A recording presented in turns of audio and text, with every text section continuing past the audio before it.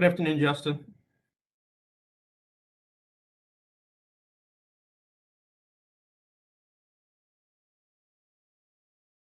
There we go. Can you hear me now? Yes, thank you.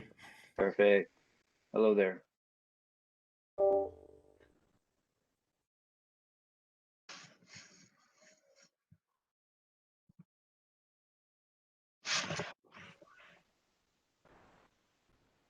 Good afternoon, Meredith. Hello. All right, so it is 4 o'clock, so we are good to go ahead and get started here today. Okay, I will call the meeting of the Plan Commission for Tuesday, January 4 to order. Please follow Mark's directions. No phone calls and stuff in the background. Go ahead, Mark, call the roll. Councilmember Ford, Here. Mr. Marshall, Mr. Kiefer, Mr. Mitchell, Here. Mr. Perry, Here. Ms. Shireman, Here. Mr. Spanbauer, Mr. Kulabali, Here. Here. Miss Davy, Here. Miss Prout. Here.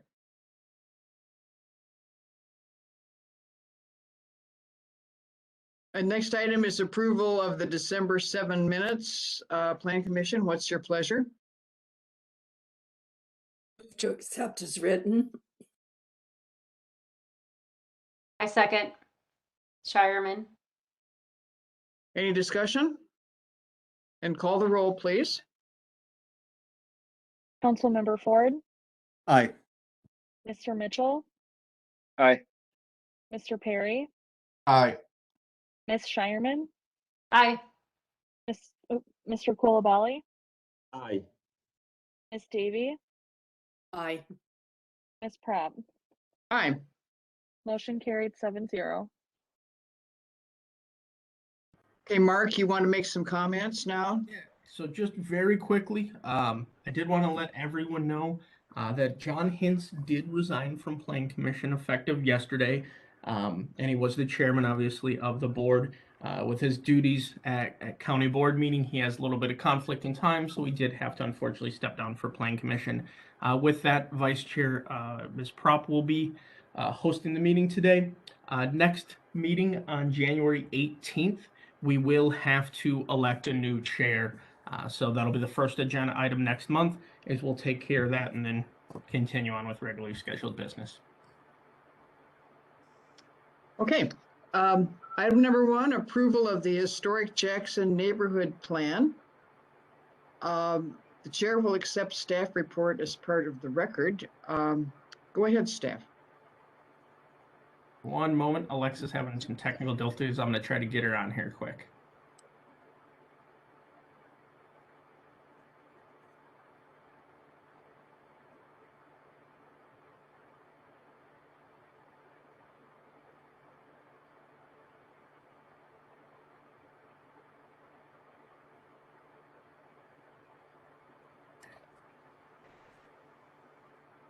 Hi, sorry, some technical difficulty.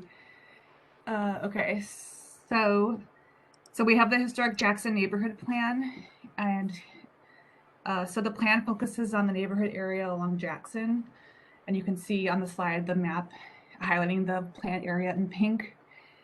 So that goes along Jackson, all the properties facing the roadway from Murdoch to Church. So the purpose of this review is for the Plan Commission to make a determination that the proposed goals and objectives within the plan are consistent with the city's comprehensive plan, official maps, and other planning objectives of the city. So the plan serves the following purpose: to educate the city government and neighborhood residents about each other's concerns and visions for the future, and to promote collaboration between the city, the neighborhood, and other organizations to achieve goals to enhance the neighborhood.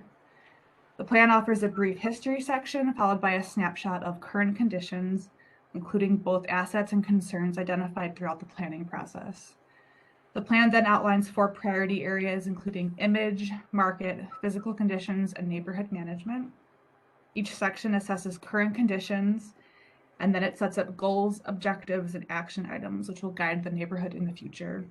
Staff recommends approval of the Historic Jackson Neighborhood Plan. Okay, technical questions, Plan Commission?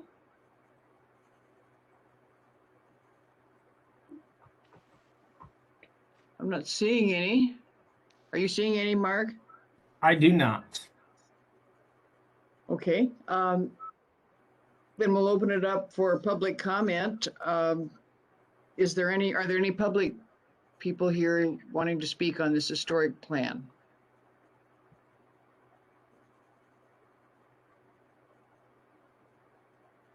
Anybody Not seeing wishing to anything. speak? You're not seeing any? Nope. Okay, then we will bring it back to the commission. Commission, what's your pleasure?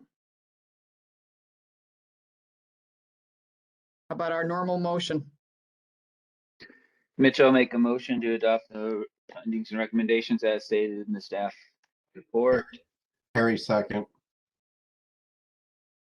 Any discussion? I've got one question. Sorry, I don't have it set up to stack for my Okay, hand go raising. ahead. Sorry about that. I was just curious where, if it exists, is there an easy place to go to find, you know, all of the architectural history and the significance of a particular building in a neighborhood? I know we have the Historical Society and whatnot, but is that something that's online, that's easy to access? That just says what kind it is. And we do not have a specific like dedicated web page or anything to that. There's some of that information, you know, if it's a historic district or historically designated building, we have that in our like our historic preservation documentation. Otherwise, you know, going to some of the local resources at the library and stuff, if you're interested in a specific building, is generally your best. Or even using local resources like Shirley Barbender Maddox, who has a lot of local knowledge on specific buildings. But no, I'm not aware of a website or anything that has that history per site.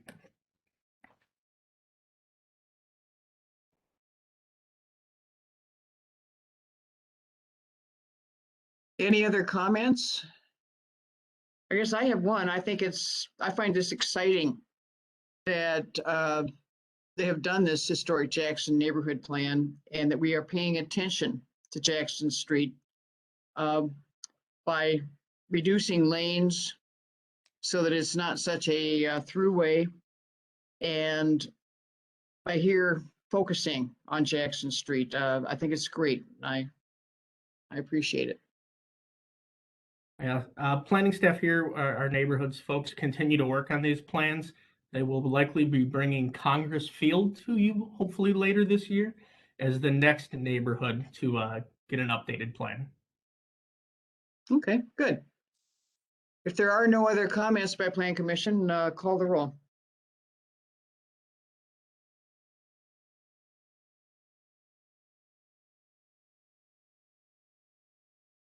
Sorry, guys, just dealing with something at the counter. Councilmember Ford, Aye. Mr. Kiefer, Aye. Mr. Mitchell, Aye. Mr. Perry, Aye. Ms. Shireman, Aye. Mr. Coulibaly, Aye. Ms. Davy, Aye. Ms. Prop. Aye. Motion carried 8-0. Next item 2 is approve land acquisition of 0 Broad Street and 400 CP Avenue. Were there any site inspections? Okay, it looks like Mr. Perry, Ms. Prop, Ms. Shireman, Mr. Mitchell, Ms. Davy. I think I got all of them there. Okay. The chair will accept the staff report as part of the record. Go ahead, staff. Thank you. So I'll be presenting on this one today for staff. As part of the project over at CP and Broad Street for the potential location for the day-by-day warming shelter, Plan Commission and Council had both previously saw the rezone GDP and SIP for this project. At this time, staff is bringing forward a proposal to spend $150,000 out of our community development block grant funding for the purchase and acquisition of the two subject properties where Day by Day is hoping to locate.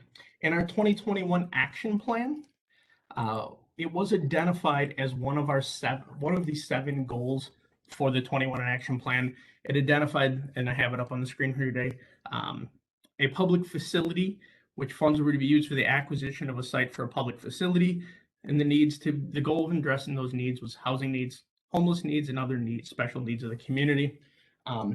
In following along kind of with the way this project is proposed, staff feels that it's an appropriate use of our block grant dollars, given that it was allocated within our block grant funding to facilitate the purchase of the property for hopefully a future site of Day by Day warming shelter. When looking at the site, Plan Commission is a recommending body in this instance where they'll recommend on the council. Council would obviously have that final call on whether to move forward with acquisition of the property or not. Acquisition would not take place until final plans and full funding was established for the Day by Day warming shelter. Only once that was fully completed, then when the city would actually move forward with acquisition. They said the goal of the 21 action plan was to facilitate public services for LMI individuals. And we did allocate, like I said, that $150,000, which would match up with this request. If this body does recommend approval, it would move on to council for the January 11th meeting for them to make a final determination. With that, staff does recommend approval for acquiring 0 Broad Street and 400 CP Avenue with the Community Development Block Grant funds. Any technical questions, Plan Commission?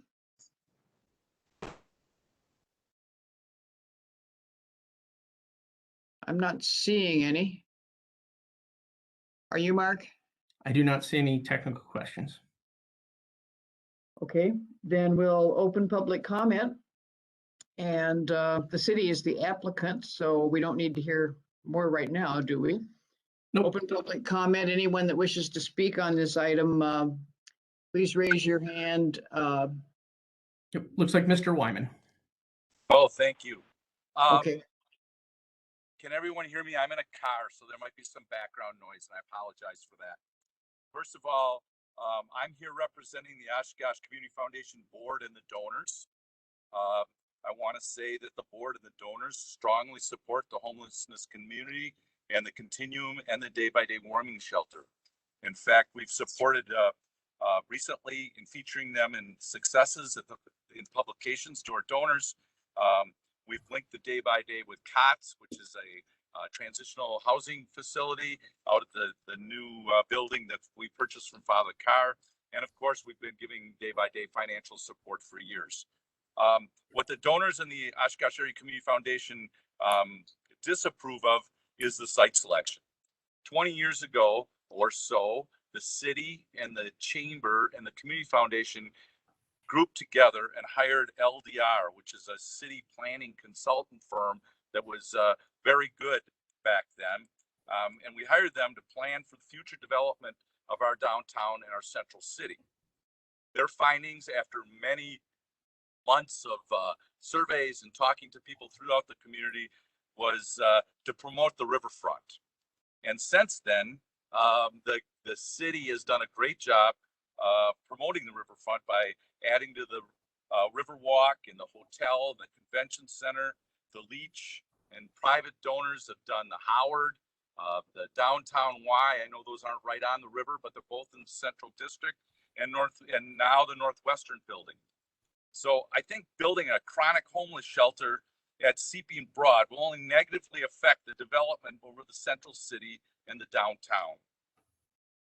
I guess I wouldn't be willing to bring my children to touch a truck or the Tuesday family nights at the Leach, knowing there's a chronic homeless shelter across the street. And I know that Dan Shedder has concerns about weddings.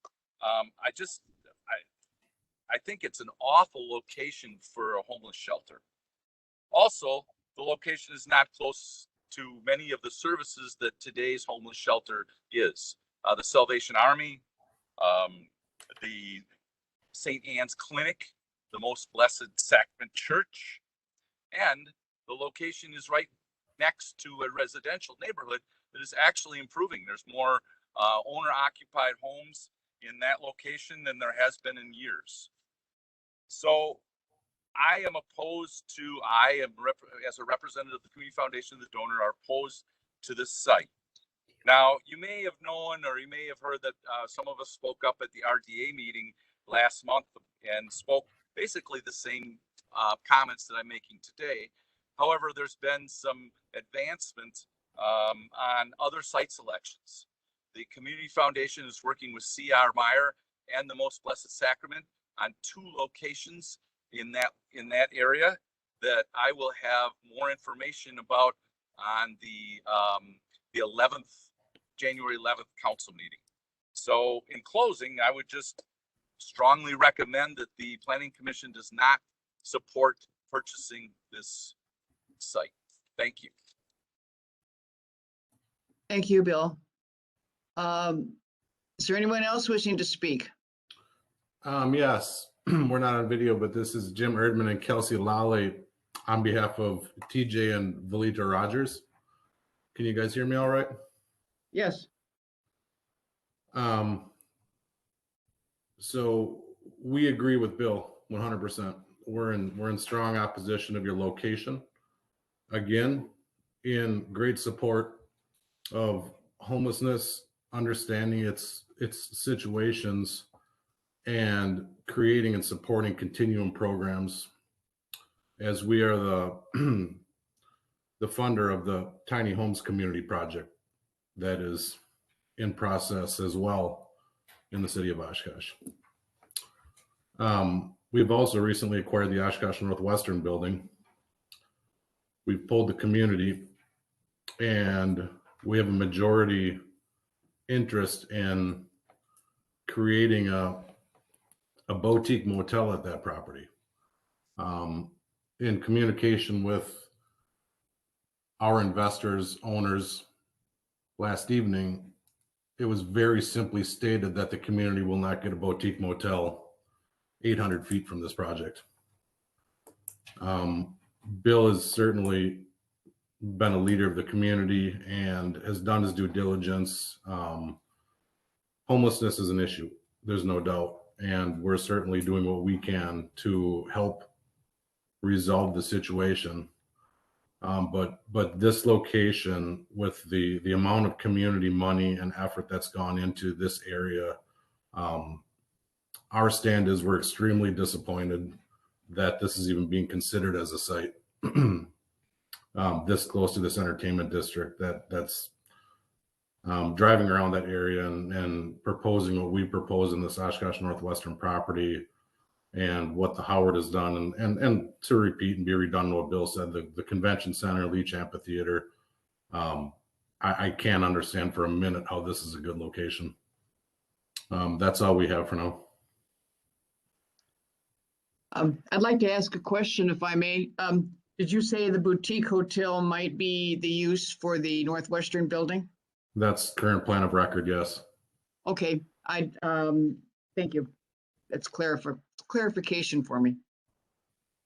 Anybody else have questions? Okay, anybody else wishing to speak? Brad Lasky's there. Kathy. Excuse me? Mr. Right. Lasky looks like he has his hand raised. Yeah. Okay, go ahead. Whoever has their hand raised, I don't see it.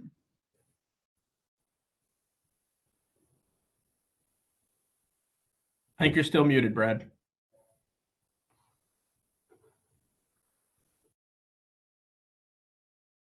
No, we can't hear you, unfortunately. Oh, now we can. You can hear me? Yep, you're good now. Okay. I just want to follow up. I emailed the commission last night, and also want to echo Bill and Jim's comments. I'm extremely disappointed to learn that the Oshkosh Area Community Foundation, a key partner financially and community partner, was not involved in the site selection. And I do not believe that this is the proper site. site selection is a key process in the siting of emergency homeless shelters, and I do echo the comments that were made that we need to find solutions. We need to support the organizations, but I find it very, very concerning that a key partner has been excluded from this process. With that, I think that the key partner, the Oshkosh Area Community Foundation, is very important to day-by-day success, and it just raises a bunch of red flags right out of the gate. So I just want to again follow up with my email, my comments, and appreciate the time to speak here today. Thank you. Thank you. Anybody else wishing to speak? Jeff Tremblay? Can you hear me? I can. Okay. Thank you. On behalf of the Oshkosh Area Community Foundation Board, and as the board president and 10-year member of the board, I've spent the better part of that time working on the homeless continuum. We've made a great deal of progress, especially in the last 1 to 2 years. And of course, day by day has been part of that continuum and part of that effort, and fully support what they do, their mission. But this location is not the best site for this. I believe that there are alternatives being worked on that could, potentially be a better site for this. I would like to point out that the location that they're proposing is in a job desert, that the shelter or the shelter would be located where transportation is lacking, and that citing this without the option for giving those residents that would be in there faith or hope towards finding a job or finding transportation to a job would lead to continued recidivism for those individuals. I do believe that going forward, that if Day by Day is willing to come to the table to work with both the Community Foundation and other members in the community that have stepped forward, that we can find a resolution to this that would satisfy everybody. Thank you. Thank you. Anybody else wishing to speak on this? I see a Mr. Jason Havlick. Okay, go ahead. Can you guys hear me okay? Barely. Yeah, I'll speak up. First of all, I want to thank all the support for homelessness. I think everybody on the phone, everybody that has spoke, we all agree that we have an issue with the homelessness that we need to address. We continue to have to not have capacity for our guests each and every day. This is not the first time this project has come up. This project has been delayed numbers of times. The last time I think it was 2017, 2018, we're a very similar place.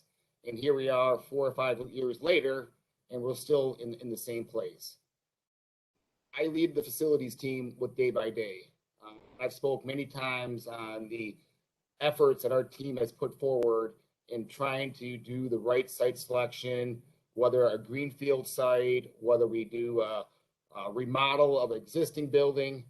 And when you look at geographic locations, safety, security, where our guests are currently located at, and obviously being financially responsible, CP in Broad Street makes logical sense to our team. I understand that the Oshkosh Community Foundation is looking at alternative sites. The Day by Day board has not asked them to do that. That is something that they have taken upon themselves. We want to be good community partners, but we have a homelessness problem. And as a community, we need to address this soon. We can't continue to go year after year, year after year, and continue to have our guests on the street not being able to take advantage of the many needed programs in order to make sure our guests are well taken care of.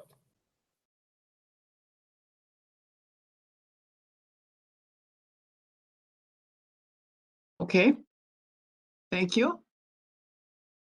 Anybody else wishing to speak on this item? The warming shelter site. Proposed site. I see a Miss Gretchen, and sorry, the last name Withers. Withers. Okay, go ahead. Thank you. I am currently the board president for Day by Day Warming Shelter.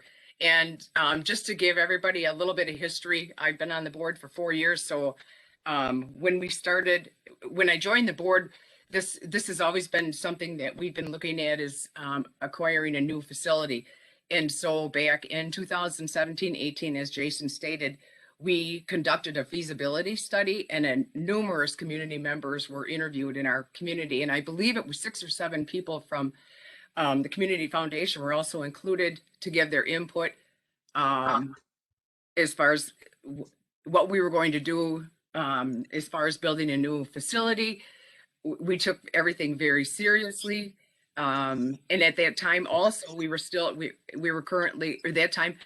looking at the CP and Broad Street property. What we did is we took that feasibility study very seriously and took the advice that was offered from our community members to go out and educate our public, on the subject of homelessness. And we took that very, very, very, very seriously to heart. And I think we have done our due diligence. We have a very strong board, very strong leaders on our board.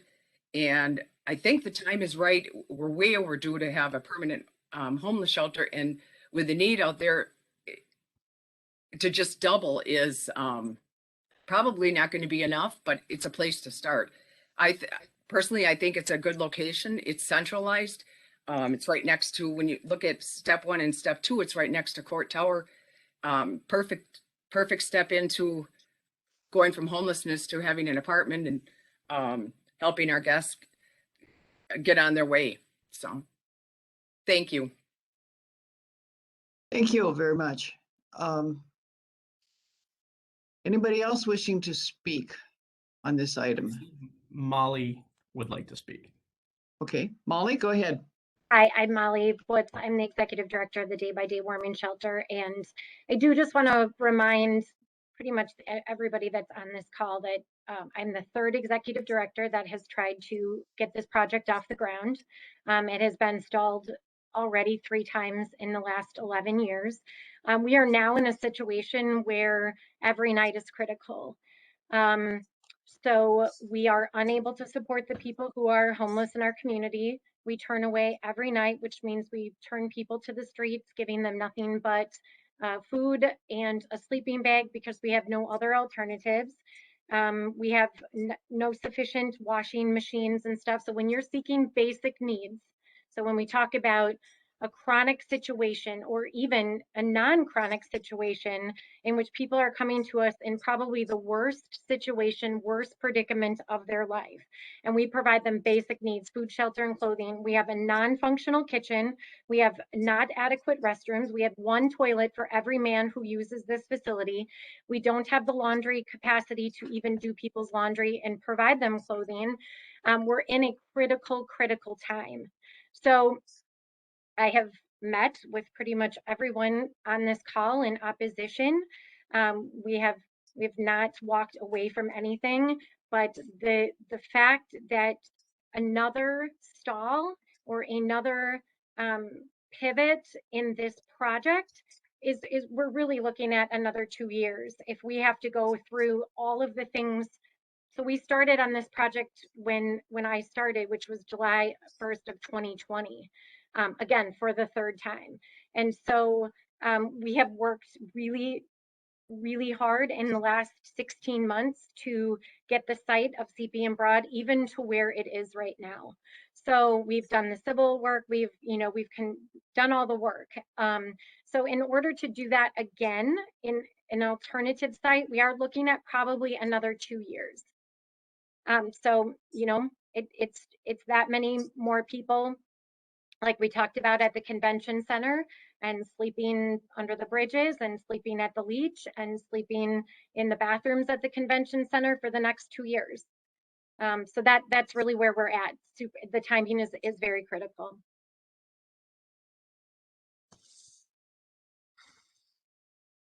Thank you very much. Anyone else wishing to speak?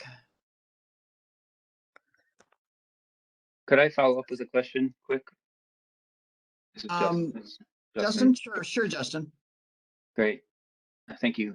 Molly, I was just curious. I know we're primarily talking about if this is an appropriate use of CDBG funds and not necessarily the placement of the shelter, but I'm curious. We've heard a number of concerns regarding the place.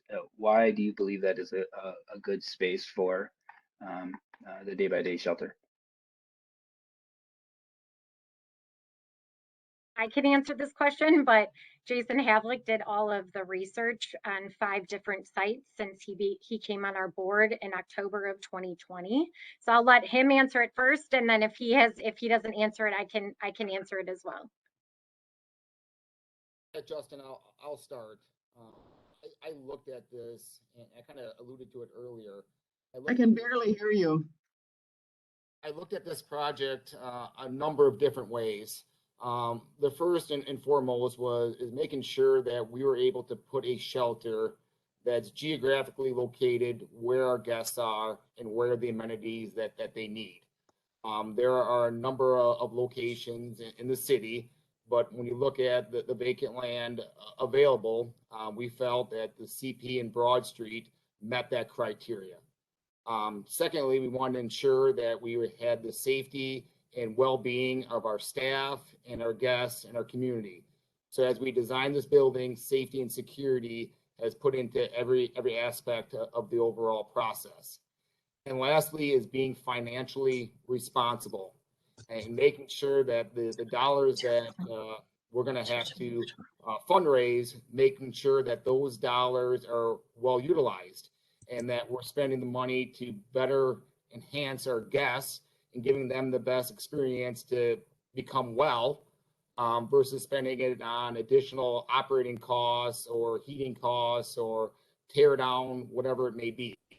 So when you look at safety and security, geographic location, near amenities, and financially responsible, as a facilities team, we felt CP and Broad met that criteria. You want to follow up on that, Molly? It is also my understanding from the previous Housing Authority executive director who just recently retired, that space was saved for day by day, that they really wanted day by day to go there for, the last 11 years or whatever it's been. And so, that was where we kind of led our investigation, obviously led us to that site. The other thing, again, to go back to why we believe this site is good for our mission, is that, again, I go back to my statements that timing is very critical right now. We are, again, over capacity every night, turning away approximately 7 to 15 people a night and sending them to the streets. And it's getting very cold. And so, the timing, I think, is critical, and that lot is available and ready.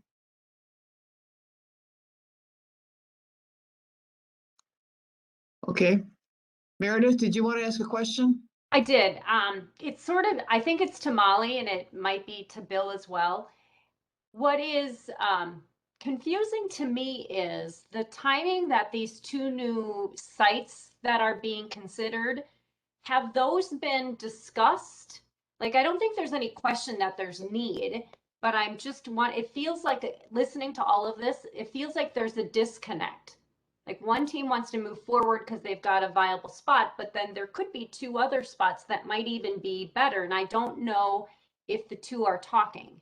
especially since there's such great collaboration, I'm missing that piece, which is important in the decision for me.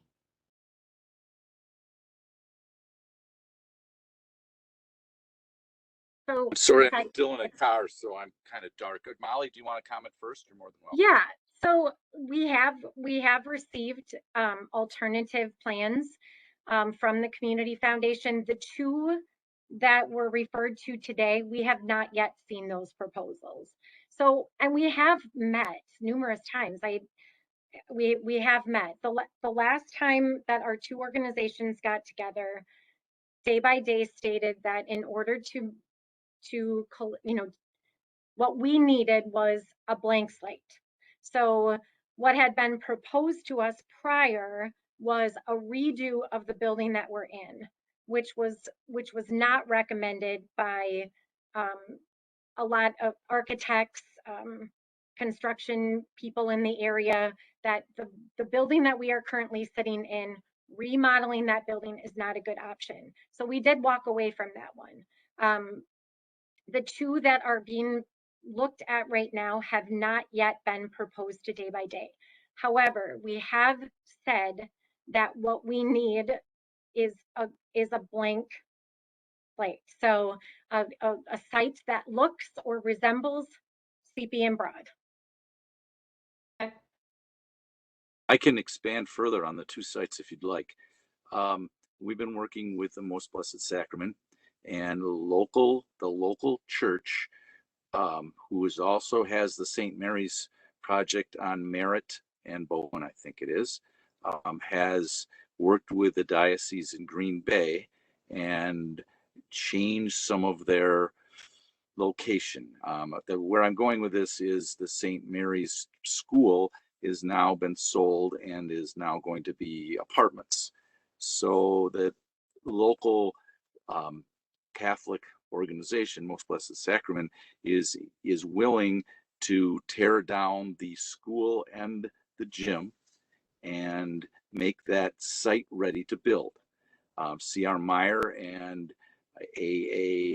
American Air Environmental Services is working to give me a dollar amount of how much it'll cost to have that site ready. So that would be tear it down, take all the bad environment stuff out of there and have it ready. I don't know what that price is, so it's a little early for me to say that's a good option.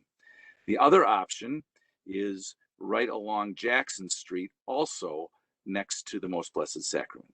If there are two lots, Jackson and High and Jackson and Pearl, that are already owned by the RDA, so that would save, I'll say, the $150,000, but I'm sure we spend it out that way. But the city would not have to purchase any property for that. Now there is some environmental issues because there is an old gas station there. The tanks has been removed, but we haven't gotten a number of what it's going to cost to clean up that piece of land. The Most Blessed Sacrament Church would have to give up some of its parking lot, and they are willing to do it. That site is 0.8 acres. The site at CP and Broad is 0.94 acres, so it is a little smaller. I do not know the exact size of the school and the gym, but I think it's a little over 1 acre. So I think it's a little larger than the CP and Broad.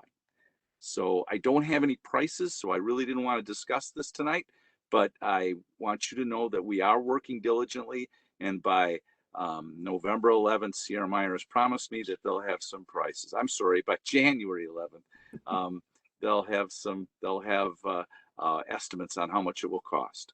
Thank you.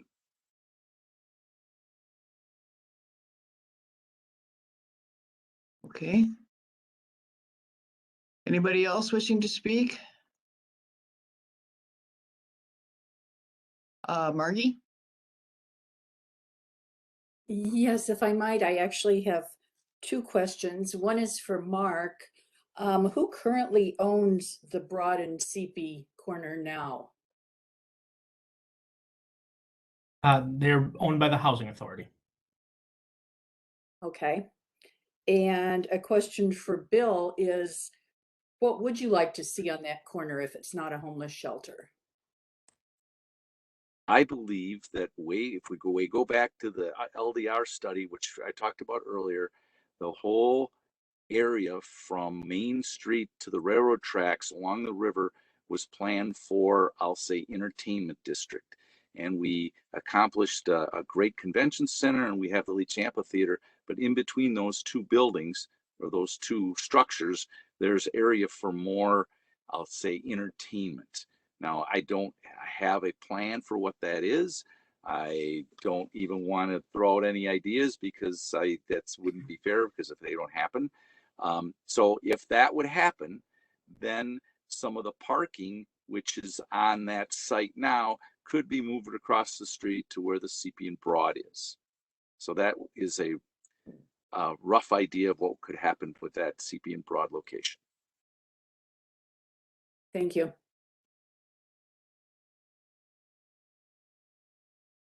Looks like Meredith. Mark, this is for you. I want to clarify something I heard earlier. So what we're weighing in on tonight is not just that these are the appropriate funds to do something like this. It's that these funds, they're tied to that location. So essentially, we're approving that location. So the funds are not specifically tied through the action plan to this site. This site meets the criteria for those funds. The funds through the action plan are just allocating $150 for assisting acquisition of a property for a facility of this type. If it's not this, there could be another location those funds could be used for, but staff is recommending this site for them. So if we approve the $150,000, not the $150, which you said, big sorry. difference. But if we approve this tonight and, or not approve because we're not the council, but if we recommend approval of this and they change the location 2 weeks from now, a month from now, does this come back to us? Yes, it would have to. So that's what I'm saying. So essentially we're approving the location, the funds to be used to purchase that location. Yes, we're approving the funds to be used to purchase this site. The funds are not earmarked or tied specifically to it, but we are recommending through this process, we use them for the CP and Broad site. See, I think that's important for us to remember. It's not, is this a good cause? Is this how it should be used? This is how they should be used for the site of CP and Broad. I think that we can't get lost in that. Okay, thank you. Ms. Nyforth, did you have anything to add to that, what I said there? Yeah, no, I just wanted to clarify that the funds, we already have the funds. They're federal funding that we receive annually. And last year when the action plan was being created, the funds were allocated, $150,000 of our $850,000 that are allocated annually to the city were set aside for this. So the funds can be used for any type of facility that would service low to moderate income citizens in our community. And as Mark said, if it's this site, if it's another site, we are able to use it. We have the funds right now in hand.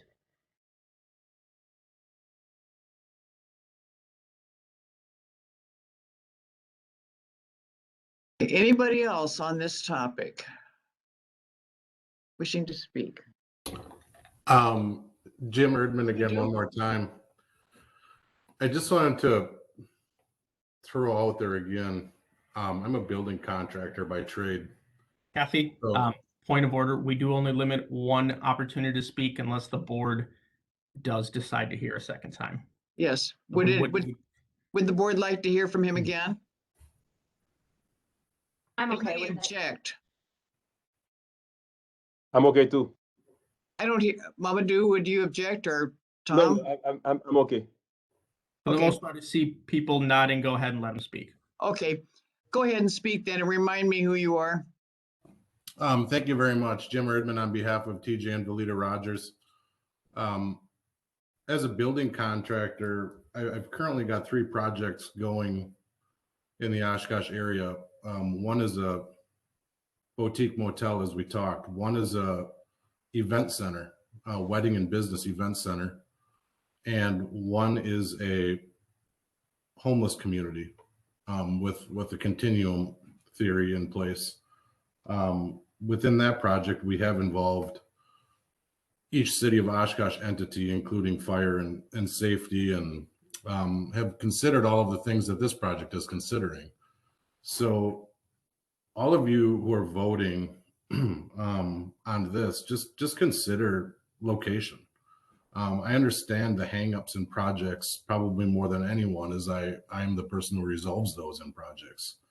And the hangups typically, more so than City Hall, are funding.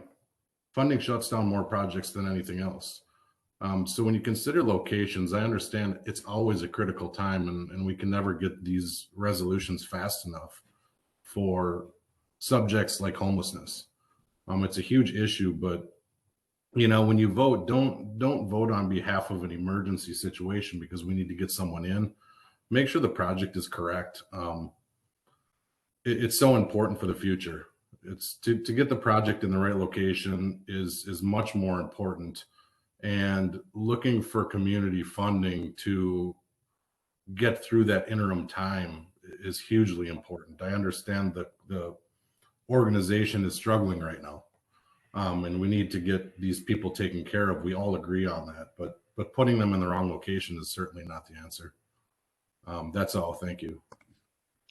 Okay, thank you. All right, Mamadou, did you have something? No? Yes. So, thank you, Kathy. I understand this is the third iteration to provide shelter, and my major impression here is that the two major parties don't seem to have collaborated enough to find a consensus.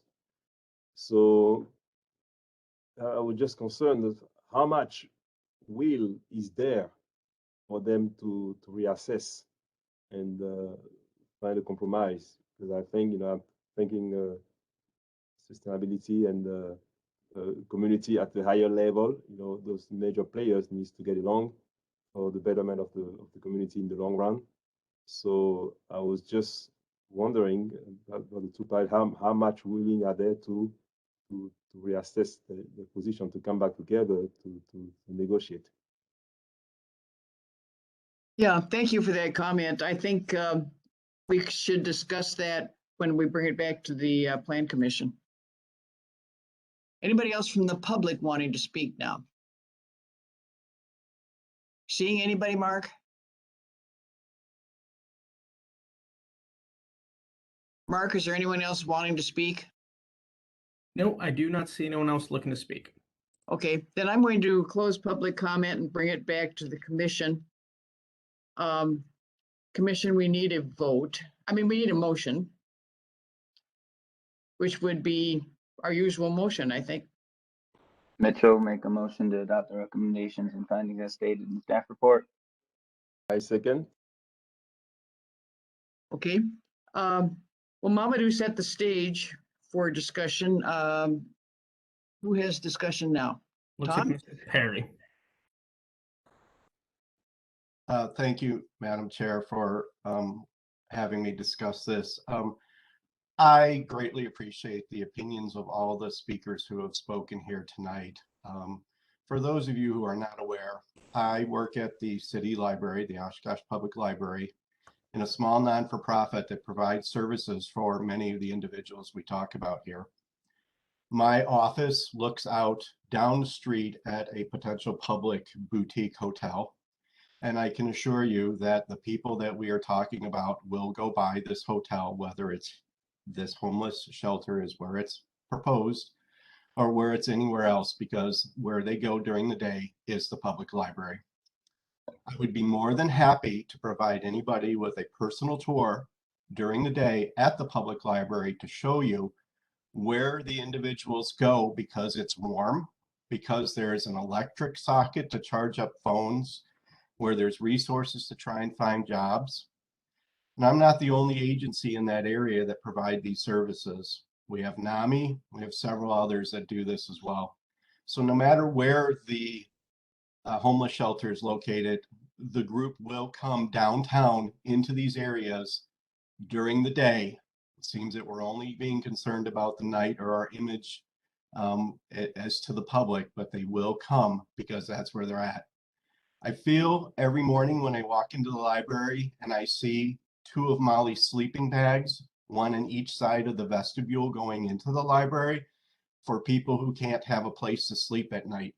I see them under these sleeping bags and several other things like curtains, towels, or whatever they can just to keep warm at night. And just are so excited when the library opens so they can get in and get someplace warm. This is our third COVID winter. When the library was closed at the beginning of this pandemic and the homeless shelter stopped operating overnights, I believe on April 14th, it was the saddest thing that you could ever see. So if not now, when? It's needed now. The facilities that are proposed have day services, have services essentially 24 hours a day. This can't do anything but help our downtown region.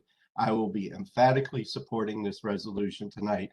And please make an appointment to come visit me at the library. I'm happy to show you the things that are probably not seen.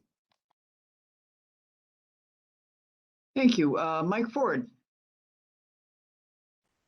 Thank you, Kathy. I'm trying to stay on topic here. It might sound a little off topic, but it's in reaction to some of the discussion. I just don't want to get emotional with it, but you know, my mother ran a food pantry for decades. As children, we volunteered helping the homeless, gave meals away downtown Milwaukee for years. My children are 9 and 12. They volunteer through their faith community to help the homeless. They're seeing firsthand that the distance between those of us who are well off and those of us who are not is not as far as many of us think.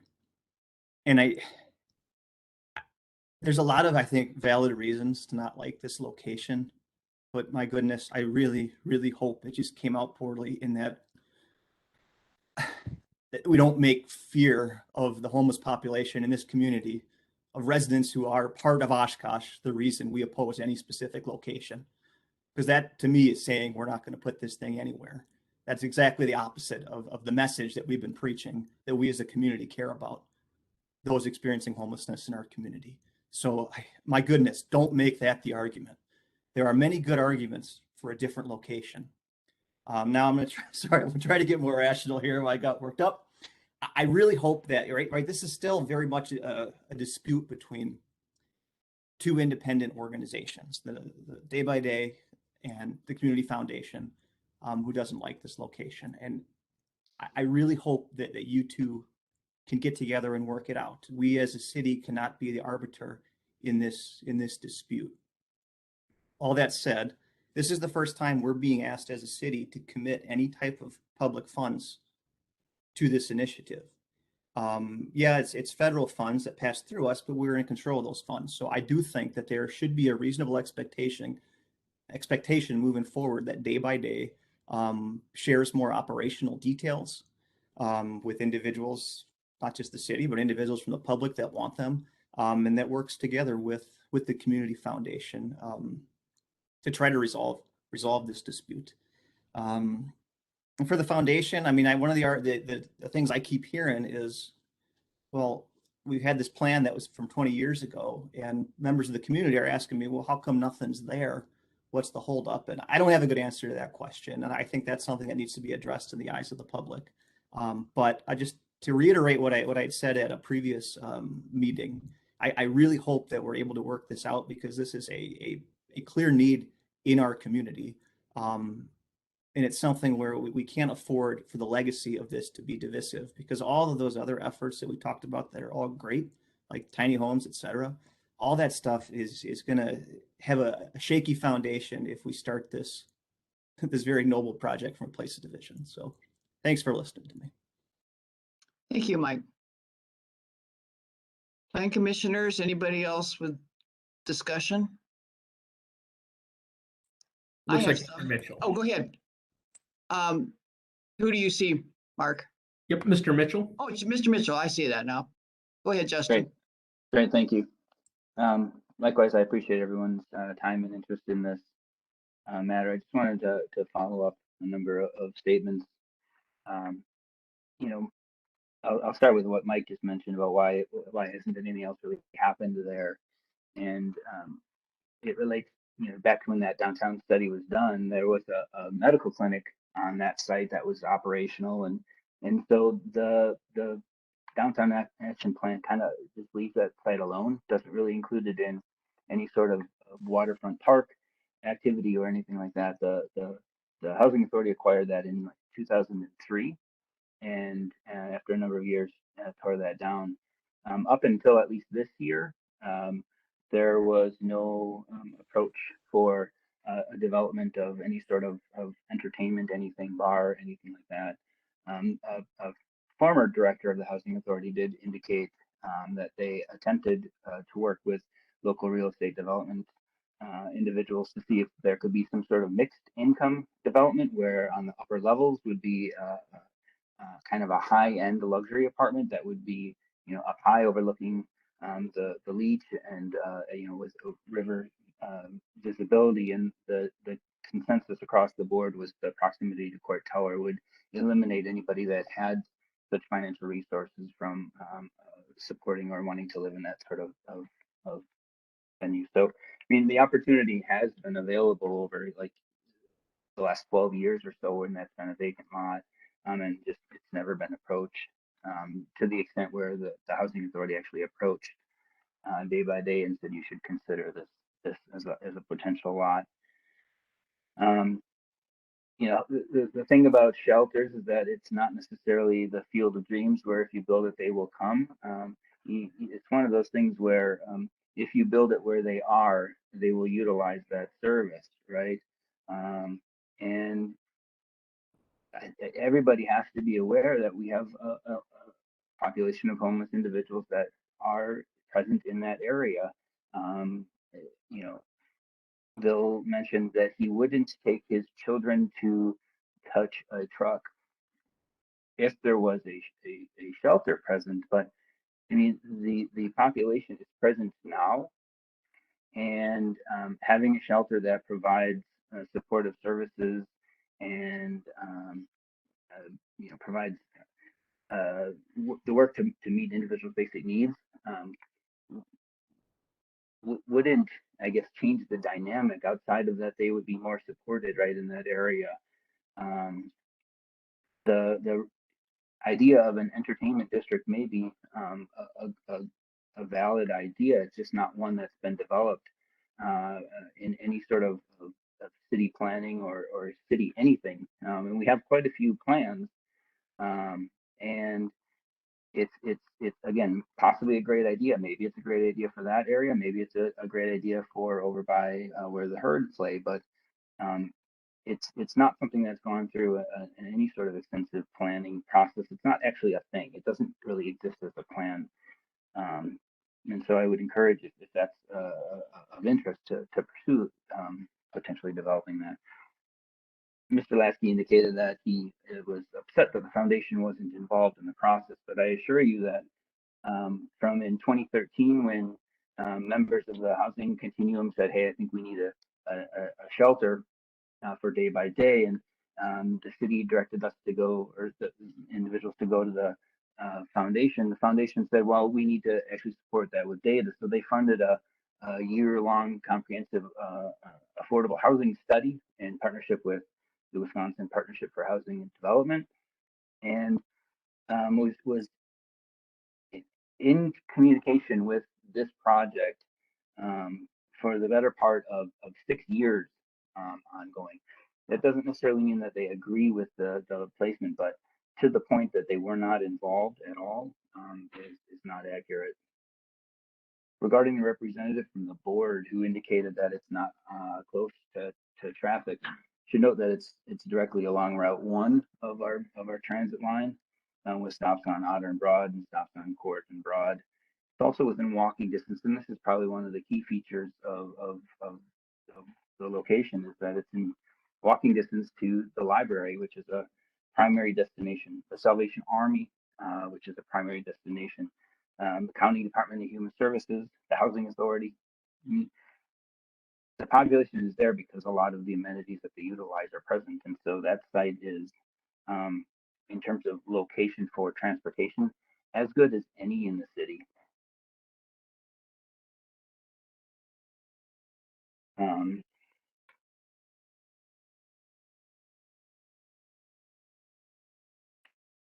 Yeah, the only other thing I wanted to just comment is the placement of a shelter at that site has gone through our plan commission twice, and it has also gone through the common council twice. The plan that was presented was from done in partnership with the planning department, and today we're looking at, is it appropriate to utilize CDBG funds, community development block grant funds, to support putting the shelter at that location, which we've already said is an appropriate land use for that location. These funds are not, say, to development funds, meaning you can't just say, I'm going to utilize CDBG funds for a hotel or other sort of development. They're relatively restrictive in how they can be utilized, and what purposes they can be used for.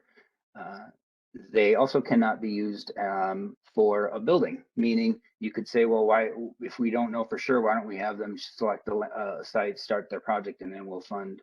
CDBG does not allow you to utilize their funds for kind of bricks and mortar type uses. So land acquisition is one of the key development tools that CDBG provides for infrastructure that supports low and moderately low income households. So this is what that program does. It's a site that all of our bodies have already supported 4 times now. So I appreciate everybody's time today in coming and voicing their concerns. But I feel that the due diligence has already been done multiple times over and over and over and over. So I'm excited to support this and to see it move forward. Thank you, Justin. Meredith? So I'm not going to be supporting this tonight. And even if I'm the only one, only because there's no question that we have a need. There's no question that shame on us for it going on this long, but there's new information out there. And I didn't know that information. The information hasn't been shared with the two parties haven't really talked about the new information, which I think is really, really unfortunate that someone said you're making us be the judge and jury here. I think you guys have an obligation in the next 7 days, if this, goes before the council next week, to talk. Perhaps that one of those locations is even a better location. We don't know that tonight.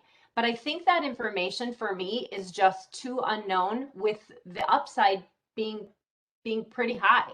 So for me, I can't support it tonight just because of that new information. Thank you. Okay. Well, I have a comment. I appreciate everyone that spoke with their ideas, and there is new information. And the new information is concerning to me in a way, because I'm getting the subtle message, maybe it's not so subtle, that big funders won't be supporting the day-by-day shelter in spite of the fact that they say they do. This is not good. I think Mamadou has a good point that, and Meredith too, that in this next week, I think the city council should insist that the parties get together and try to come up with something reasonable. It is concerning that the day-by-day people have not seen this new plan that was at least outlined to us briefly. These 2 sites have not seen information about it. Certainly right now, I'm going to be supporting this because as Justin said, we've been there and been there and been there. I personally think it's an excellent site.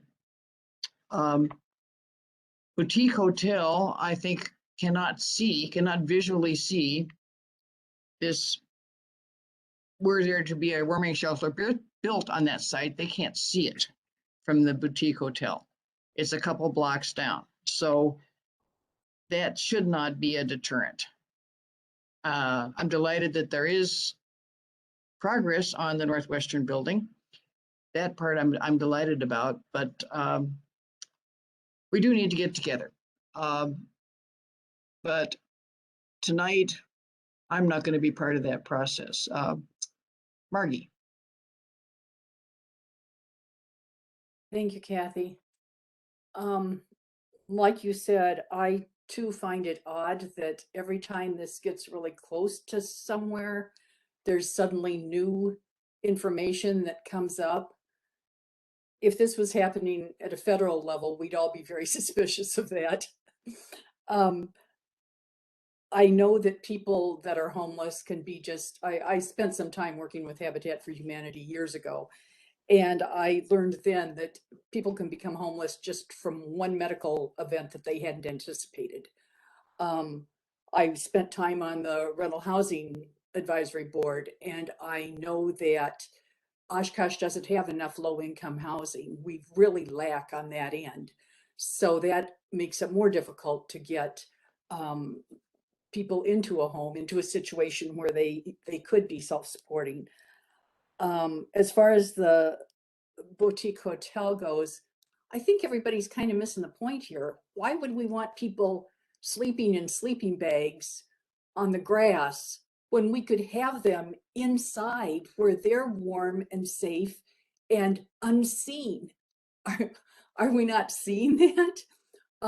Back to the question that Meredith had earlier about, I think it was you, Meredith, that was asking about if these funds are approved tonight for this site, if they could be changed to a different site in the future.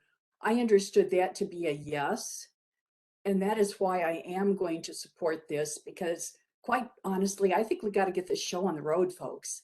It just keeps getting stalled, and I am really not comfortable with that. I will be supporting this.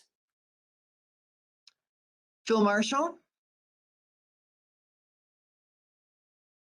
Thank you, Kathy. Yeah, this is a very difficult scenario we're in. I mean, you know, I know many of you that have come to speak tonight, and you know, I'm a planner. That's why I like being on this committee, because that's something I felt like that, you know, Oshkosh really needs to continue to do, is to plan what we're doing short term and long term. And while this parcel may not have been something that we looked at as the potential site of a shelter, you know, there's been a lot of work that's gone into this. And I grow concerned hearing Molly say that, you know, after 3 attempts, you know, and then where does it put us if we don't support this? And, you know, I kind of go back to what the question really is. Do we approve funding? It's not whether this is the site, you know, whether we think this is a good place for the site or not, but it's, do we think the funding is appropriate for this? And so that's why I'm supporting it. But I do think that it would be good for the two institutions to just come together and have a conversation, at least, to decide whether, you know, can vet the potential properties, and is this something that might even be better than this one? I think that's a fair question that should be answered. So that's my comment. Okay, Mamadou? Thank you, Kathy. Yeah, so, well, I'm very much in line with Maggie and Philip, actually. And if this is about the funds, I'm totally for having vote a yes on that. And for the site, my only concern was the railroad track. I know there is no I've been here for 20 years now, 19 years. I never heard of a collusion, railroads between individual or vehicle, but the proximity to the railroad track to me was one of the concerns. So I want to ask staff how they feel about that. And I know, like Tom said, that the individual that we are trying to care for are already in the area. So just providing a place for them to be warm seems so logical. But meanwhile, if the two parties again can come back together and work something out, that would be even ideal. But meanwhile, I don't think we should let people sleep in such a harsh cold weather. I can jump in quick on the traffic in the railroad aspect. This being a relatively low traffic generating use, staff does not see any concern with the proximity to the railroad. Thank you, Mark. Okay. Any other plan commissioner have a comment? Otherwise, we'll call the roll. Seeing none, why don't we call the roll? Councilmember Ford, Aye. Mr. Marshall, Mr. Kiefer, Aye. Mr. Mitchell, Aye. Mr. Perry, Aye. Ms. Shireman, No. Mr. Coulibaly, Aye. Ms. Davy, Aye. Ms. Prop. Aye. Motion carried 8-1. Thank you. Next item is a public hearing on zone change from suburban mixed-use district to suburban mixed-use district with a planned development overlay and approval of a general development plan for property located at 580 South Killer. Were there any site inspections? I see Meredith, Mr. Perry, Mr. Mitchell. Okay, the chair will accept the staff report as part of the record. Go ahead, staff. Thank you. So the subject site is located on South Kohler Street, north of West 9th Avenue. It consists of a commercial condo lot, which includes a strip mall on the northern portion of the site and the former Golden Corral restaurant on the southern portion of the lot. It is zoned suburban mixed-use district, and the surrounding area is mostly commercial uses as well as residential and institutional uses to the east. So here's an aerial view of the subject site. The applicant is requesting to rezone the property, or the southern portion of the property only, to add a planned development overlay for 2 new proposed lots. And the request for the PD overlay is to accommodate redevelopment of the site for the current Golden Corral site. So staff is supportive of the proposed rezone, as that will serve to assist that redevelopment. So the applicant is proposing to divide the subject parcel into 3 commercial lots, with the existing strip mall remaining on the northern lot, and then the existing Golden Corral restaurant being demolished for development of 2 new commercial lots. So they will need to have a CSM approved to divide that existing parcel. The new sites will both be for drive-through restaurants with a shared access off of South Kohler Street, as well as a shared access drive from the neighboring property to the south. With approval of the rezone, the applicant is requesting a base standard modification for increased parking for both lots. So the plan shows 50 stalls on lot 1, which would be a Panda Express, and 56 stalls on lot 2, which would be a future drive-through development. Code allows a maximum of 25 parking stalls for both of the sites. So they would need base standard modifications again for excess parking beyond what code allows. So staff is continuing to work with the applicant on obtaining additional information on the parking needs for the drive-through developments. And then any base standard modification for increased parking would be addressed as part of the SIP phase for the development. And a base standard modification would also be needed for the drive-through lane for the southern site for the future drive-through restaurant, as stacking length is less than 100 feet in front of each order station. That's the minimum for stacking length, so they're under that minimum. So that would also be addressed during the SIP phase. For signage, they are showing a monument sign on the northern drive-through restaurant lot on the Panda Express site. And they're also showing menu boards for each of the drive-through lanes. A BSM would be needed to allow more than one daily notice sign for both restaurants to accommodate menu boards for both drive-through lanes, as they're both double drive-through lanes, so need to have 2 menu boards per lot, and that would also be addressed during the SIP phase. Here's the landscaping plan.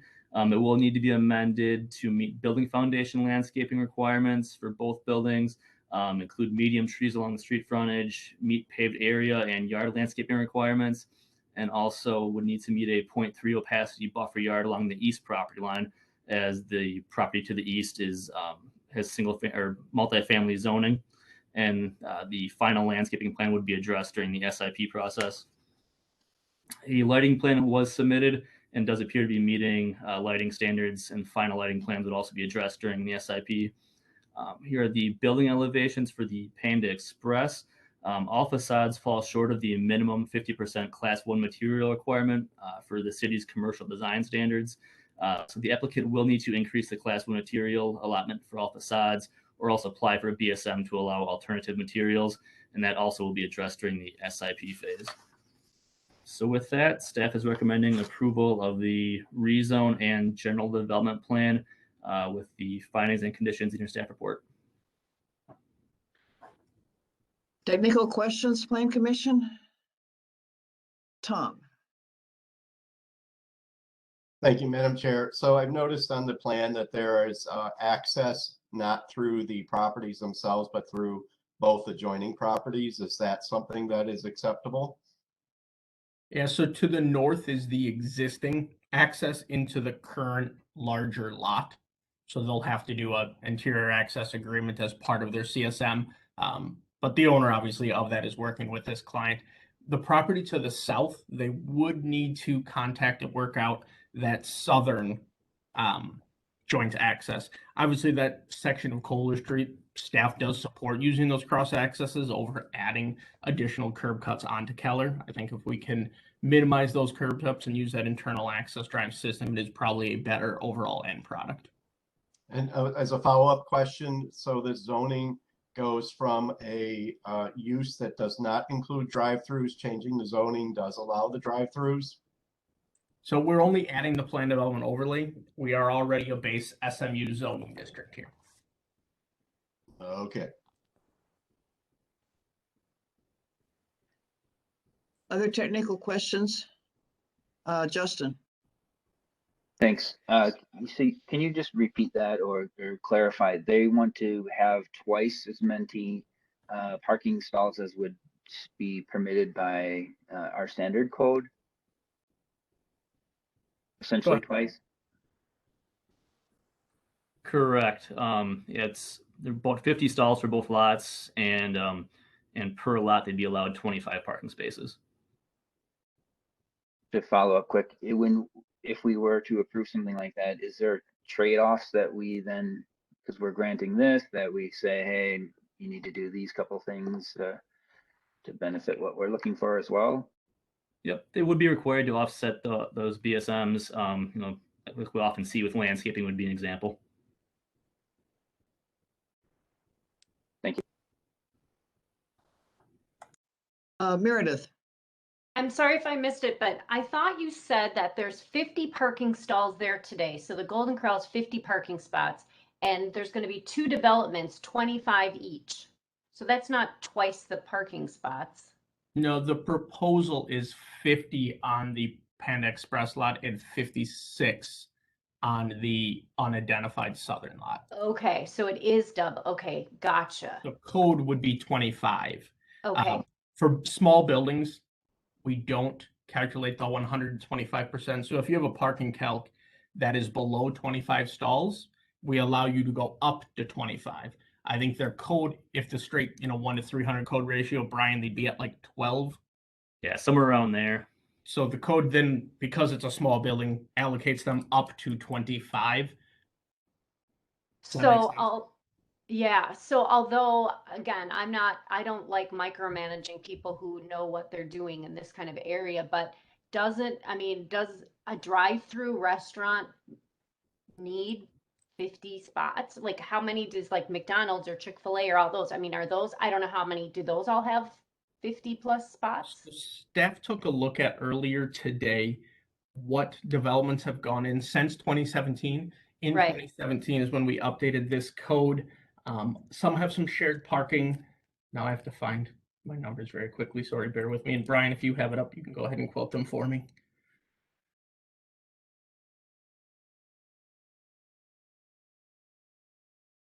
My apologies. I had this open and somehow it got closed. So these are restaurants that we know of went in since 2017 when the code update. Potbellies has 30 spaces on site at about a 2,100 square foot building.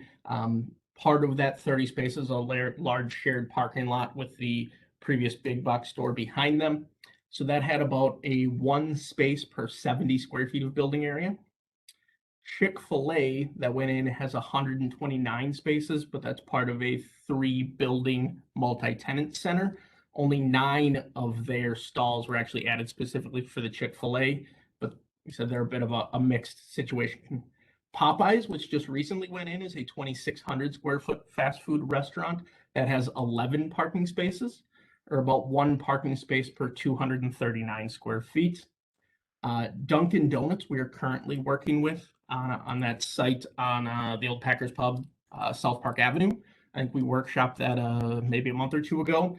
They're looking at 15 spaces for 2,400 square foot building, or about 1 per 160 square feet. The proposed Panda Express is 50 spaces for a 2,500 square foot building, or about 1 space per 50 square feet.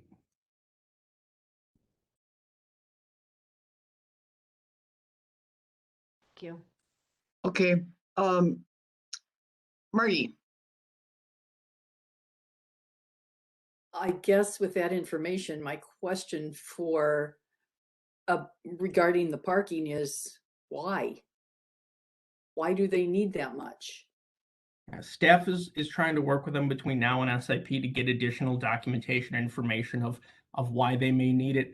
We've been made aware that there may be an existing shared parking agreement with the building on the north that may necessitate a need for a little bit more, but we are working on trying to get that additional documentation, as well as working with them on if they do have some actual loading numbers of their other facilities to help justify that additional parking. okay, Mark, I have a question. Addressed at this time, and we continue to work through it, and hopefully before SIP process, we'd be able to better answer those questions.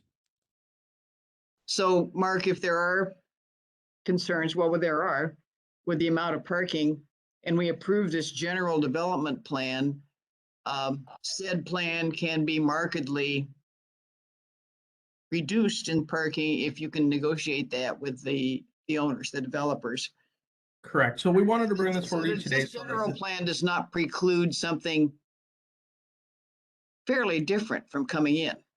Correct. Depending on the nature of any changes that would take place between now and SIP, we may do an amended GDP and SIP just to make sure those two things match up. We wanted to bring this plan to you today as the applicants have requested to be able to have this discussion with Plan Commission, let the applicants hear if there are concerns from this Plan Commission about them under parking. We've had a kind of a lengthy dialogue with them related to the parking, potential concerns about the number of stalls. But if it does significantly change between now and SIP, we would just do an amended GDP and SIP approval process. Okay, then the next question now, we've got the little bit larger schematic up. The main access would be through the current driveway cut, which had led to the Golden Corral on one side and then the strip mall on the north. Correct. I think that's the strip mall I'm thinking about, where I hate that entryway because it's got a rumble strip, and the rumble strip makes it difficult to turn in appropriately. I would strongly prefer that there not be a rumble strip there because it's easier for cars to enter and exit without it. If that is going to be the main entrance for all this, there's going to be a lot of traffic, I would think, coming in for all those uses. And so that driveway needs to be engineered appropriately. And it looks to me like the entrance on the south side to these new drive-throughs is pretty close to Keller. That's something we can definitely talk through with the applicant and with our engineering staff to see if there are any needed changes to that entrance. It's not part of their site proper, but I think that's a good point, and that's something we can follow up on between now and SIP. Okay. Any other technical questions before we call up the applicant? I'm not seeing any, so is the applicant? Meredith looked like she was talking. Were you? Sorry. When is the SIP coming to us approximately? How far from now? I would defer to the applicant. They have not filed or anything yet, so I don't have that time frame. Got it. Okay. Well, now we will open up public comment and ask the applicant to speak.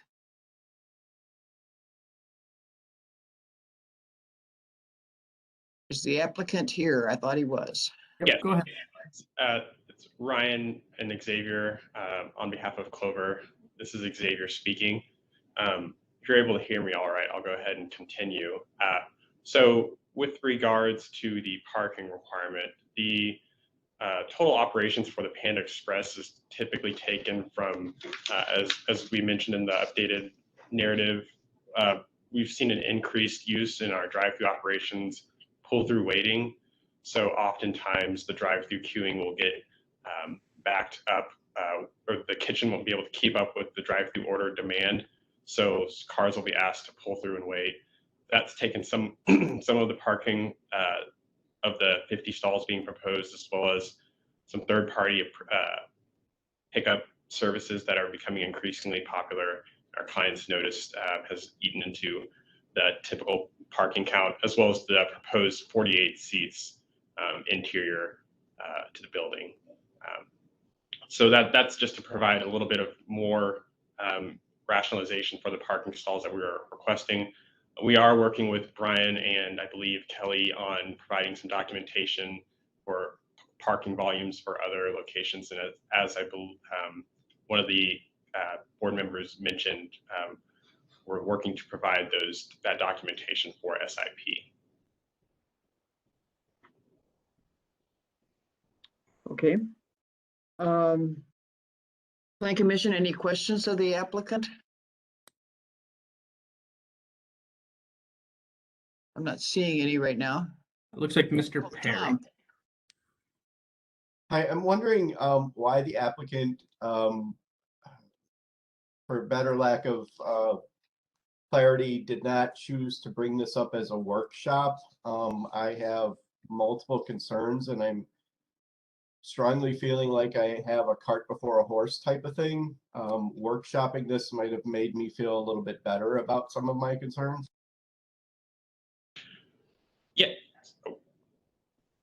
Yeah, I'll go ahead and respond. So this project or this development went to the pre-application process with Todd Muir, and we've scheduled a GDP at the direction, kind of taking the feedback that was brought up with the departments at that time, and we've worked with Brian and Kelly since then. But we'd be more than open to hear any kind of concerns that you have at this time.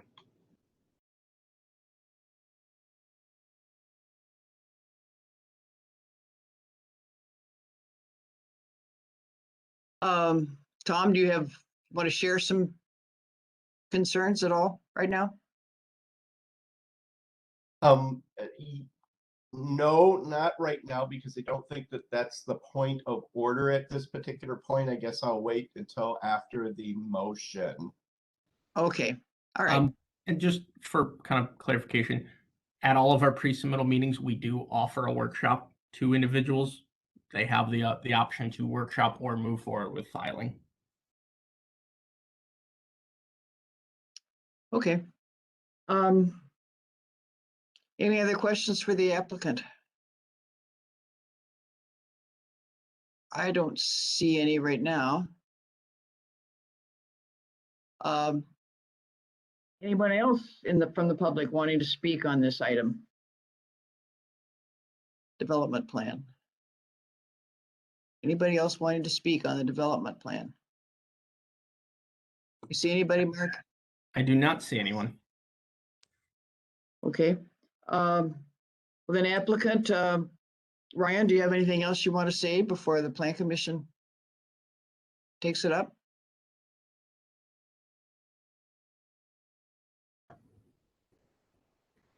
Or Xavier, do you have anything to add? Xavier, Final I'm comments? sorry. Oh, no, I do not. Okay, thank you. Then we'll close the public hearing and bring it back to the Plan Commission for a motion. This is Kiefer. I'll make a motion to accept the findings recommendations as presented in the staff report. Marshall, second. Okay, discussion. Tom. Thank you, Madam Chair. I would be shocked if my fellow Plan Commission members were surprised that I was not very happy, because not only do I see one, but I see two drive-throughs, and you know my issue with drive-throughs. But I am very concerned about this whole thing in general, because Kathy is right about her point. Driving into that access point, especially when a car is coming at you, stinks. Something needs to be addressed with that. I am very concerned about the amount of parking spaces, and yet if there has to be a drive-through, it doesn't appear to be adequate. And then lastly, because of the drive-throughs and the special considerations that will eventually be needed due to them, I would have great concerns if the buildings were not completely up to code. Landscaping, lighting, type 1 materials, those kind of things. There's a long way to go in this, and I'm just wondering if it's even appropriate now to come to us for a general development plan. Okay. Any other comments, Plan Commission? John.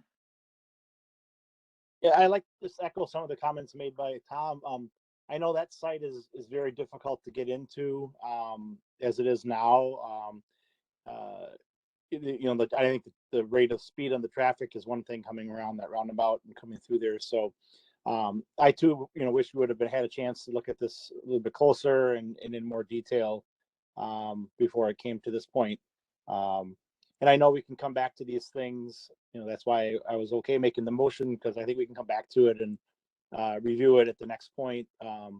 And hopefully, you know, staff will have some time to work with the developer to address some of the concerns that we're stating tonight. So thank you. Mike. Just a quick question for city staff. I like to pretend that thousands of people are at home watching this. Could you explain the SIP process? So when it comes back to us again, what that means?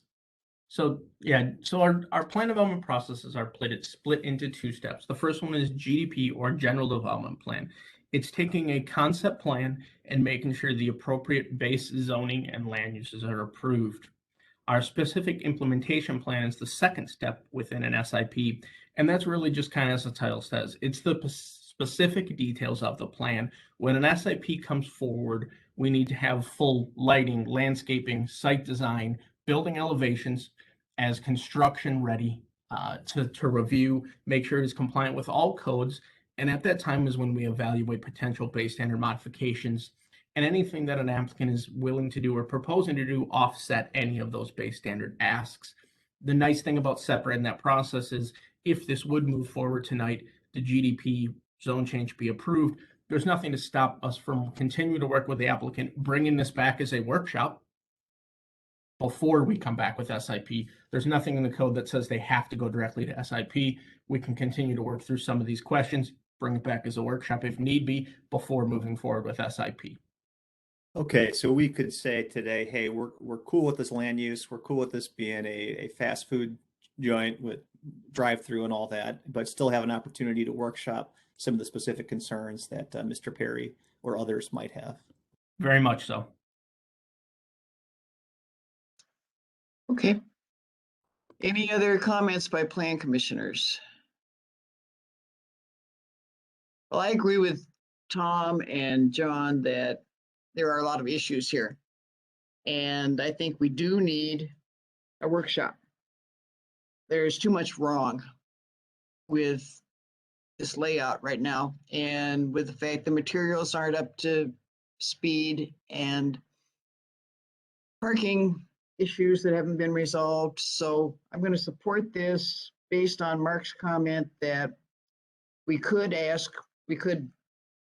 maybe not insist, but request that there be a workshop on this before the SIP comes forward. We don't have to put that as part of the motion, but I think we should definitely have one. Anybody else want to speak? Any plan commissioners? Seeing none right now, do any, Mark? Then let's call the roll. Councilmember Ford, Aye. Mr. Marshall, Aye. Mr. Kiefer, Aye. Mr. Mitchell, Aye. Mr. Perry, Aye. Ms. Shireman, Aye. Mr. Kulabali, Aye. Ms. Davy, Aye. Ms. Prop. Aye. Motion carried 9-0. Item 4, specific implementation plan amendment for signage at 1844 Oshkosh Avenue. Any site inspections? I see Mr. Ford. And looks like that's it. Okay. The chair will accept the staff report as part of the record. Staff, go ahead. Thank you. So the subject site is located at the northeast corner of North Kohler Street and Oshkosh Avenue within the Corporate Business Park District. In October of 2020, a GDP and SIP were approved for a commercial development at the site. The approved GDP and SIP for the site was for 2 commercial buildings, with phase 1, which we're going to discuss right now, being the southern building. The southern building will be a multi-tenant retail building, which will also have a drive-through lane on the east side of the building.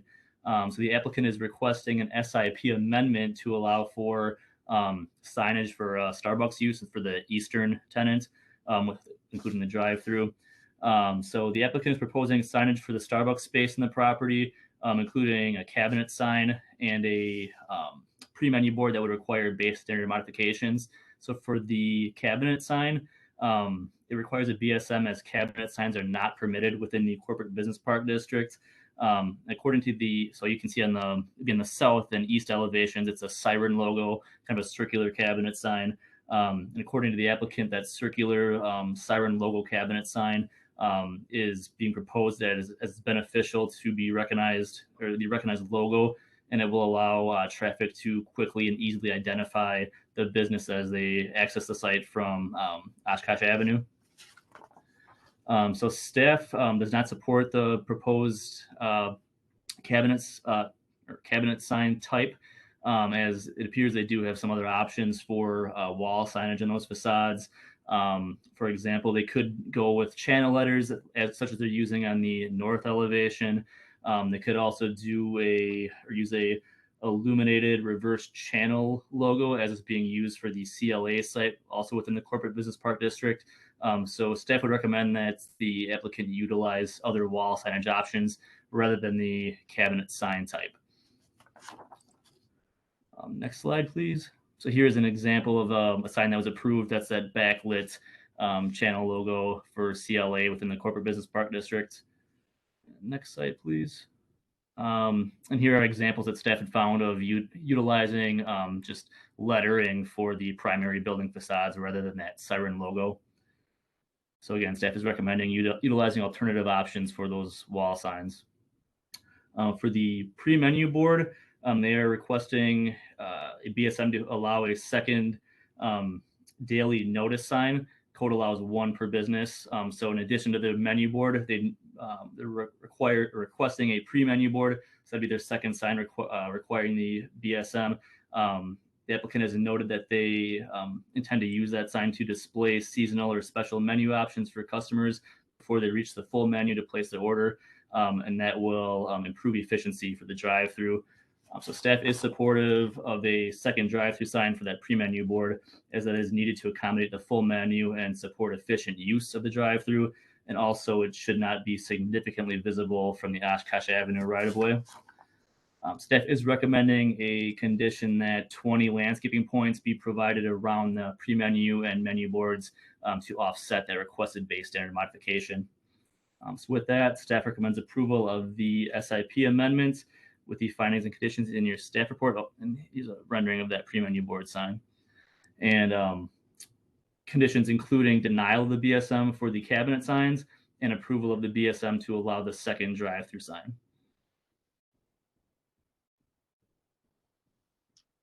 Okay. Any technical questions? Looks like John. Yep, Mr. Kiefer. Could you just explain the cabinet sign? I'm not sure I'm following what the difference is. I'm sorry. Yep. So when the corporate business park district regulations were written, in keeping with some of the downtown areas of the city we had done, and having a higher standard of sign type, we had recommended that we do not allow cabinet signs within the district. So cabinet signs are those box-like signs where they have a thickness, all the internal components are inside of it. And we felt at that time when corporate business park was established that we didn't want that sign type. We wanted to promote higher quality other types of signage. So this is the first request to come directly to the Plan Commission of this nature after a project was approved for having a cabinet sign. Staff just felt there's enough other sign type options out there that we necessarily wasn't worth issuing a base standard for that. Can you go back to the picture of that on the? Yeah.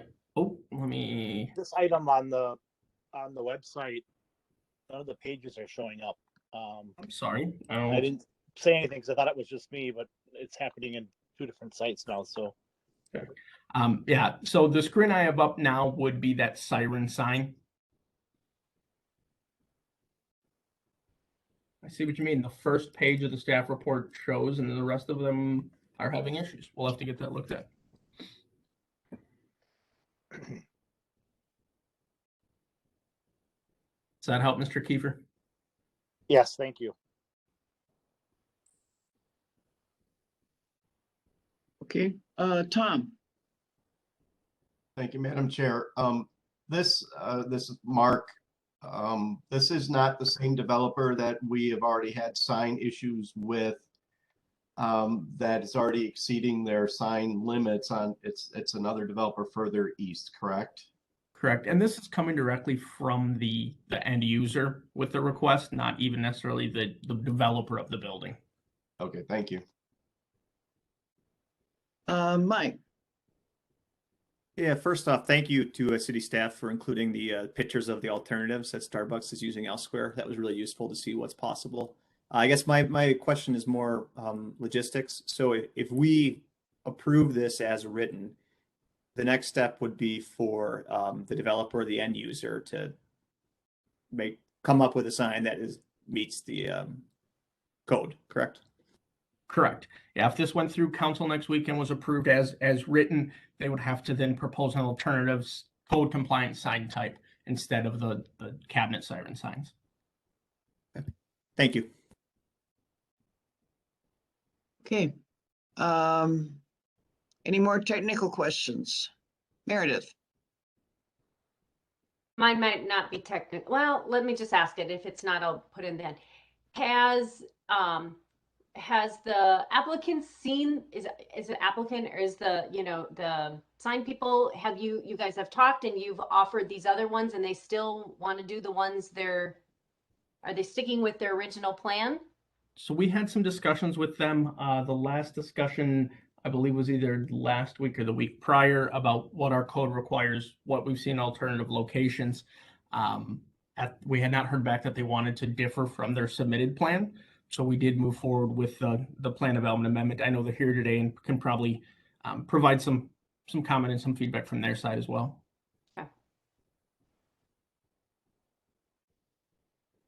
Okay, no more technical questions. We will open it up for public comment. And if the developer or representative is here, we'd like to hear from them. Hello, I'm Chris Aiki with TLC Sign, and I'm Sharon here as well. We are working with Starbucks on obviously the permitting process and then also installing.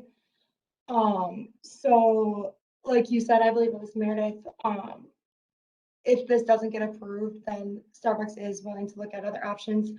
But since this is sort of their brand standard and they haven't done any other reverse channel letter sets for their logo signs, they wanted to see if the city would approve these, just because it is of the logo that is so well known.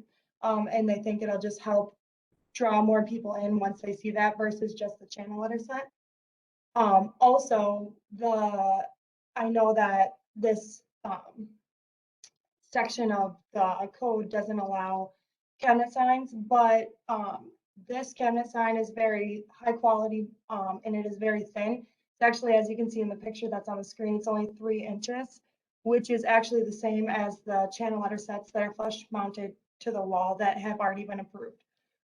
So it's not like it's boxy and kind of ugly looking. And so that's all I have for the cabinet logo signs.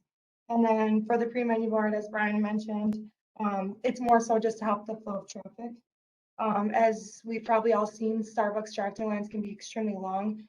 So these pre-menu boards help customers get a look before they get to the actual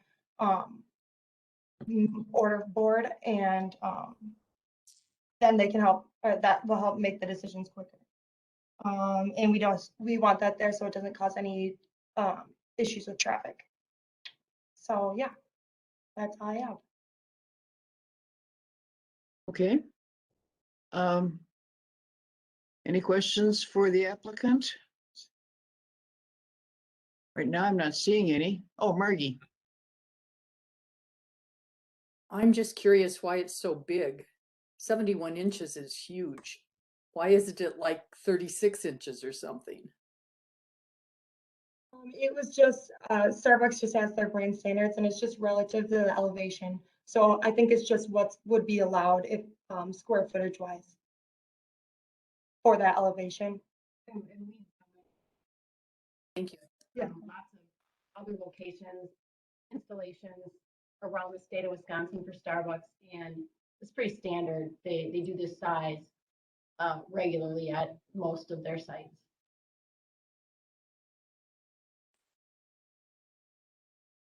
Okay.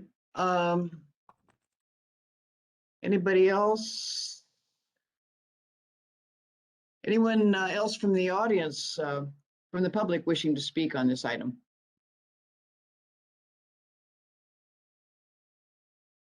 Anybody else from the public wishing to speak?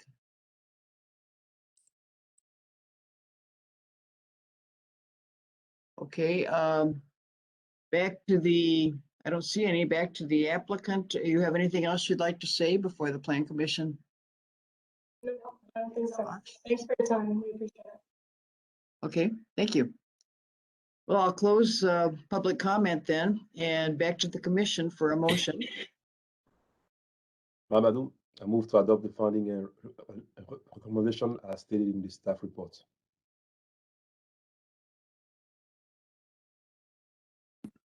Is there a second? Second, Shireman. Second. Okay, discussion, Plan Commission. Justin. Thank you. Just a note on broader city approach to this. If that idea makes sense to have that second sign board during the drive-through, the argument was that it's more efficient. to enable users to be more informed and I guess in turn move quicker. If that makes sense here, that may be something that we look at to include in our language that we provide to future developers of that type of facility, so that if in fact it is an efficiency tool that makes sense here and maybe in other places as well, and it's something we may want to consider for just general approval without having to go through this process for that component. It's a great point, Justin. It's something I'm going to be bringing back to this body probably as a workshop sometime in the coming meetings. We're seeing more and more of these requested. It's similar to the base standard we issue for 2 menu boards for a double drive-through. We do have a little bit of a code deficiency right now in how our code addresses drive-through signage for, call it, market practices. So it is something I'm planning on bringing forward this fall for discussion and talk about a code update. Thank you, Justin. Tom. Thank you. I am in support of staff recommendations. I do not believe that the cabinet sign would be appropriate based on what we're trying to do with the entire development. I am wholeheartedly supporting anything to increase the efficiency of this particular business in the drive-through, and I even greatly appreciate the fact that landscaping points were applied to it. John. I'm sorry, I'm struggling with this signage. When you're talking the logo sign that you bring up, that is mounted to the building as you have on the drawing or up now on the screen, correct? Correct. They're mounted. Their cabinet signs mounted on the building. Okay, and I'm looking at pictures of Starbucks in Oshkosh on Murdoch and whatever on my other screen here, and it looks like they do protrude out 3-4 inches from the building, and that itself is not what we're not trying to. We're trying to avoid that as a signage. In this specific district, yes. Elsewhere in the city, cabinet signs are permitted. CMU, the downtown zoning district, and corporate business park are the only 2 that presently don't allow them. Sure. But like the applicant mentioned too, from the sign company, how does that differ than the lettering protruding out? Are we not allowing that either? No, we do allow channel letters. The decision at that time was really based on aesthetics and the opinion that these cabinet signs are not as and it's aesthetics, as visually appealing as necessarily the channel letters, as you can see like in the lower left image. There was a preference when we did the zoning district to have that type of signage. Cabinet signs are a perfectly viable sign type. I don't want to say they're not. Just when this district was established, the decision was to go to more of the channel letter style. Okay, and I remember all that when we established all this stuff. But I guess I just feel like it's a little picky in what they're doing and what their design looks like from other locations in Oshkosh and other things I'm finding on the web. I don't see it that appalling, I guess. So, but I hear what you're saying, and we'll see what they come back with. Thank you. Okay, my issue is this is in the ordinance. We decided that this was going to be a good idea in that business, in that district. And so here's somebody that doesn't want to comply with that. And we're saying, well, maybe you could. So if we think we made a good decision in the first place, I think we ought to support that decision and not allow this type of sign. But the preliminary menu board, yes. When I go through a drive-through, I need that kind of thing. Any other comments? Seeing none, then we'll call the roll. Councilmember Ford, Aye. Mr. Marshall, Aye. Mr. Kiefer, Aye. Mr. Mitchell, Aye. Mr. Perry, Aye. Ms. Shireman, Aye. Mr. Coulibaly, Aye. Miss Davy, Quick clarification here. Are we voting on both issues? Both the sign and the drive-through board? Correct. As written, the recommendation would approve only the menu board sign and would deny the base standard request for the cabinet sign. So a yes vote denies the cabinet sign. Thank you, Mark. Yes, aye. Miss Prob. Aye. Motion carried 9-0. Okay, planning director's report. All right, thank you, everyone. So as we have been doing at the first meeting of every month, we've been bringing back the discussion on virtual or in-person meetings. So wanted to have that discussion again with this group today on if they want to stay in the virtual or if they do want to go to in-person meetings. Just remember, as we look at these things, there's a 1 meeting lag period if the decision does change. So if tonight you do decide you want to go back to in-person, that would be starting with the February 1st meeting, as we are already preparing notices and everything for the January 18th meeting. One note for you is City Hall is continuing its masking requirements through at least the end of the month. I don't know if Mr. Ford has any additional information on that, but my understanding is at least been extended through the end of the month. If I don't have any more information than you do, Mark. So open to discussion. What is the general consensus of this board? Do they want to stay in the virtual setting? Would you like to see us go back to in-person? Mike, you said that the council is meeting in person and that there is an audience is allowed, right? Correct. Council is. Talk about how you think it's working for the council. I think it works. It works well. I have no issues with it.